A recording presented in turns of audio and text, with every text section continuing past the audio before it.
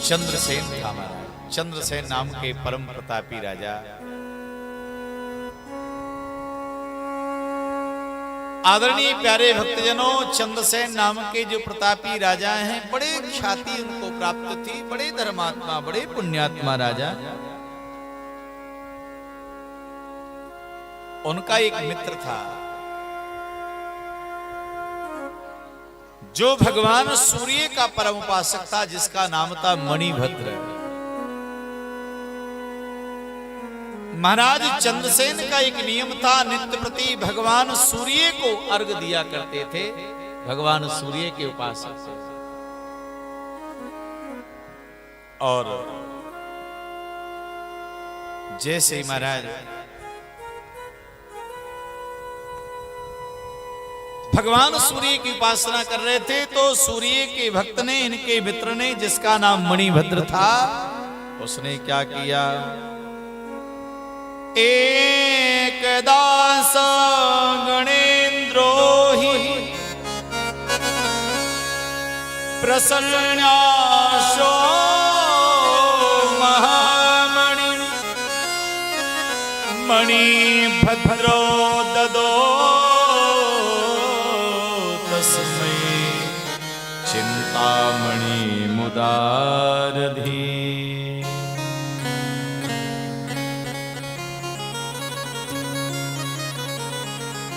मणिभद्र ने क्या किया महाराज? एक सुंदर सी मणि उनको उपहार में दे दी, जिस मणि का नाम है चिंतामणि।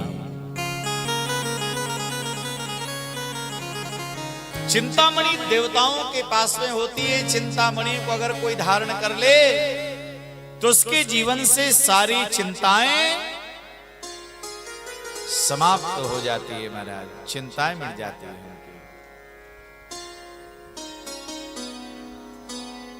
अब तो राजा चंद्रसेन मणि को गले में धारण करके भगवान महादेव की पूजा कर, बड़े अनन्य भक्त भोले बाबा के। चिंतामणि प्राप्त होने से उनका यश बढ़ने लगा, बल बढ़ने लगा, कीर्ति बढ़ने लगी, यश बढ़ने लगा, जय जयकार होने लगी।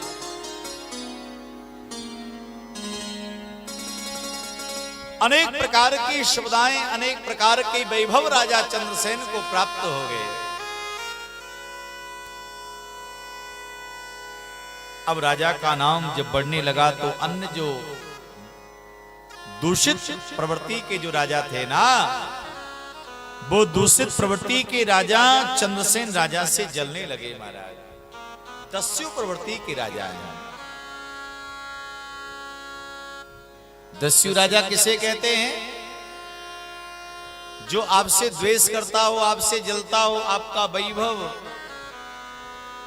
आपका मकान, दुकान, व्यापार, आपकी वेशभूषा, आपका पहनाव, आपका रहन सहन, ये जिसको सहन ना हो, ऐसी जिसकी प्रवृत्ति हो महाराज, वह दूषण है, वह दोष है।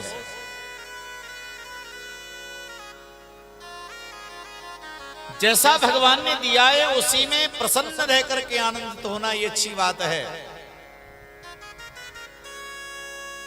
दूसरे का वैभव देख करके महाराज अगर मन में ये सोचना, उससे जलना, ये बहुत बड़ा दोष होता है। और ये अन्य राजाओं के मन में था। उस राजा चंद्रसेन से वो जलने लगे हैं।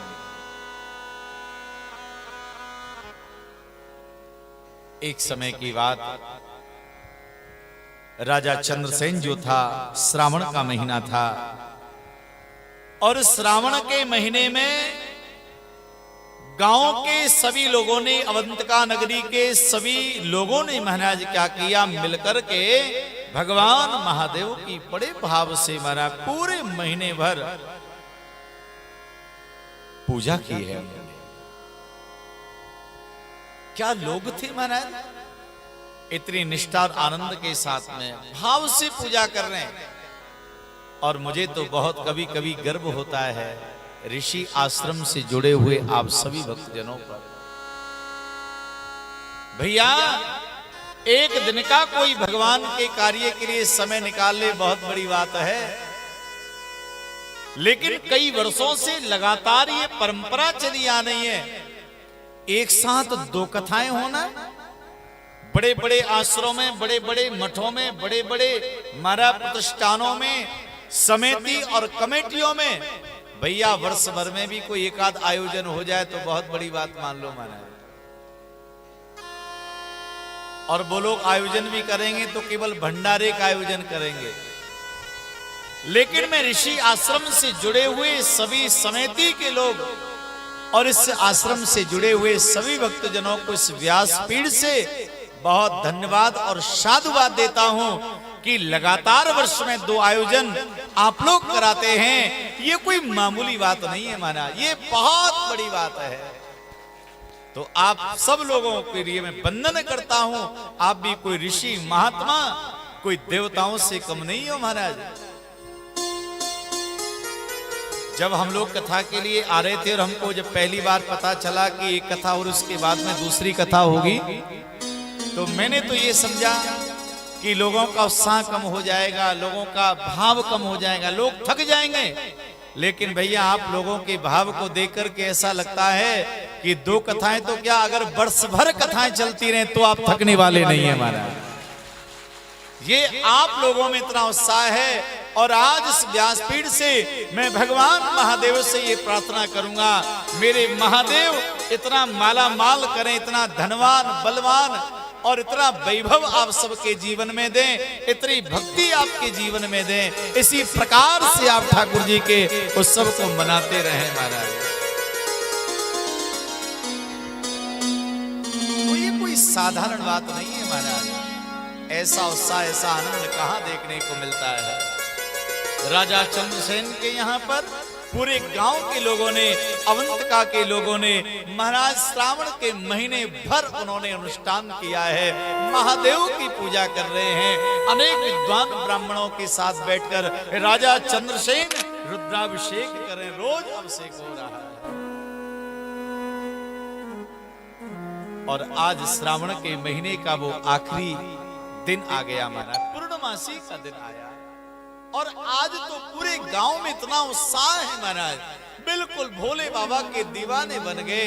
बड़े आनंद के साथ पूरे गांव के लोगों ने आज बहुत संयम से व्रत किया है महाराज, उपवास किया है। महादेव की भक्ति में सब रमे हुए हैं। लेकिन दूषण प्रवृत्ति के जो राजा थे उन्होंने सोच लिया कि चंद्रसेन कितना वैभव वाला है, इसका वैभव, इसका यश कीर्ति बल बहुत बढ़ता जा रहा है। कैसे बढ़ रहा है भैया? इसके पास एक मणि है, जिस मणि का नाम चिंतामणि है। दुष्ट राजाओं ने विचार किया अगर वो चिंतामणि हमें मिल जाए तो महाराज हम माला माल हो जाएंगे। तो सब राजा मिल गए।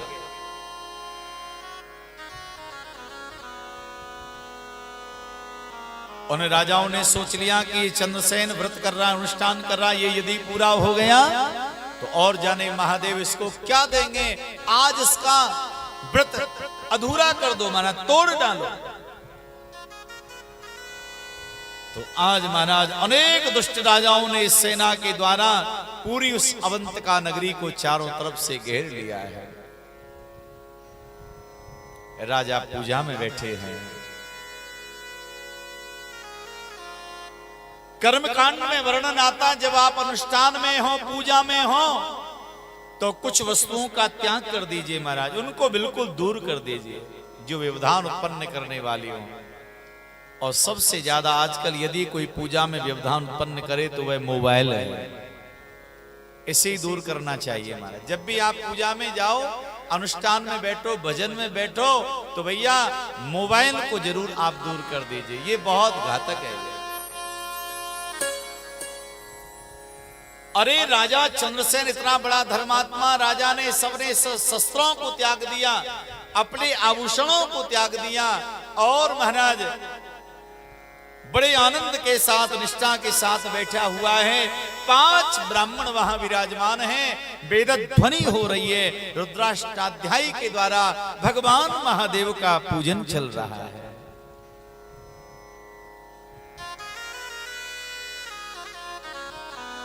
उसी समय एक ग्वालिनी, एक छोटा बालक उसके पास में था, पूरे गांव में भिक्षा मांगती आ रही थी। तो आज गांव में कुछ मिला नहीं, जिस द्वार पे गई उस द्वार पे यही कहा, देवी आज हम पूरे परिवार में सबने व्रत किया है, 1 महीने से व्रत कर रहे हैं, आज हमारे घर में भोजन नहीं बना।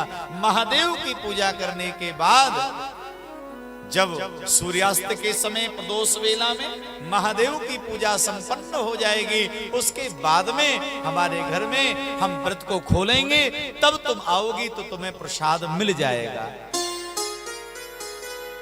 तो आज वो ग्वालिनी महाराज अपने बच्चे को लेकर के उस स्थान पर पहुंच गई जहां पर राजा चंद्रसेन 5 ब्राह्मणों के साथ विराजमान होकर के भगवान महादेव की पूजा कर रहा है। तो छोटे बालक ने क्या देखा? कल एक बात मैं आपको कह रहा था, आप कभी कथा में कीर्तन सत्संग में जाओ ना, तो भैया ध्यान रखिए अपने बच्चों को जरूर लेके जाओ, फिर आपको बच्चों को पढ़ाना नहीं पड़ेगा, उसी से देखना एक बहुत दिव्य कथा का प्रादुर्भाव होने वाला। एक ग्वालिनी जब बच्चे को लेके आई तो बालक देख रहा है, महाराज ये ब्राह्मण लोग जो हैं इस पत्थर पर जल चढ़ा रहे हैं, भस्म चढ़ा रहे हैं, पत्ते चढ़ा रहे हैं, फूल चढ़ा रहे हैं, अनेक प्रकार की वस्तु चढ़ा रहे हैं। ये बालक देख रहा है अपनी आंखों से। और भैया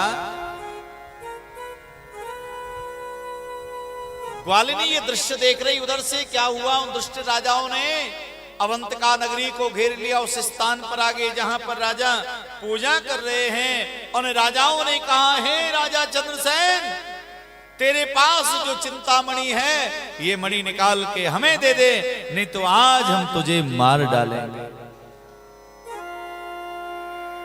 राजा चंद्रसेन बैठा हुआ है, ब्राह्मणों की ओर देखा, कहा, हे ब्राह्मण देवताओं, मुझे क्या आज्ञा है?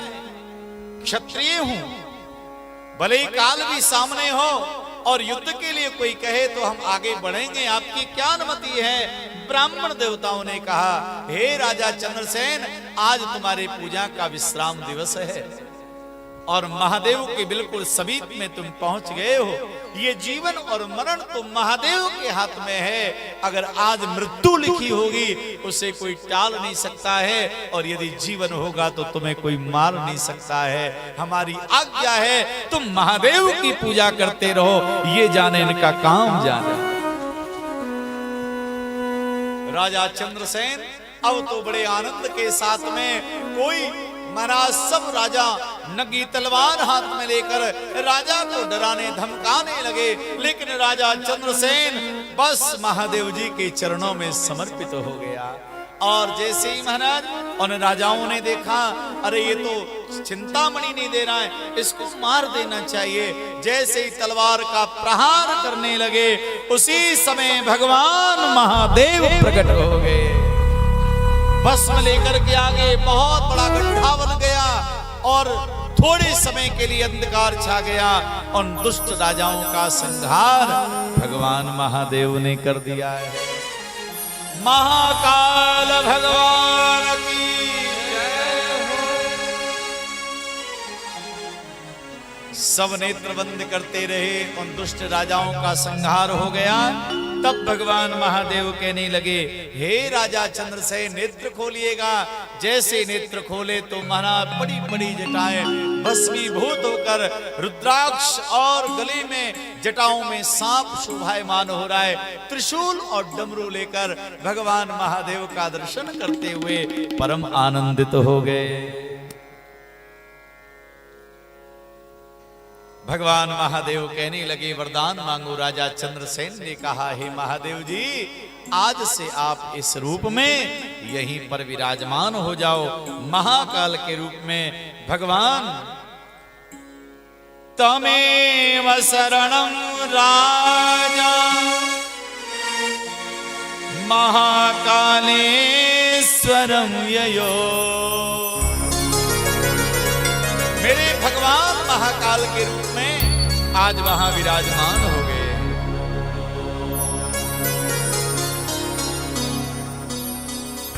श्री शिव महापुराण